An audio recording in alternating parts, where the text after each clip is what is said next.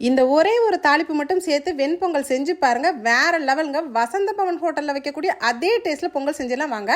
இதுக்கு ஒரு கப்பு பாசிப்பருப்பு வறுத்துடலாம். வறுத்ததுக்கப்புறம் எந்த அளவில் ஒரு கப்பு எடுத்தோமோ அதே அளவில் பச்சரிசி எந்த அரிசி வேணாலும் எடுத்துக்கோங்க. இதை நல்லா வாஷ் பண்ணிடுங்க. வாஷ் பண்ணிவிட்டு ஒரு கப்புக்கு 3லேருந்து 3.5 கப் அளவுக்கு தண்ணி 4 விசிலுக்கு லைட்டாக உப்பு போட்டு வேக. இப்போ 4 விசில் நல்லா குழைய வெந்ததுக்கப்புறம் பார்த்தீங்கன்னா சாதம் நல்லா சாஃப்டாக மைய வெந்திருக்கும். இதை லைட்டாக கரண்டியில் மசிச்சிங்கன்னாவே நல்லா குழஞ்சிருக்குங்க.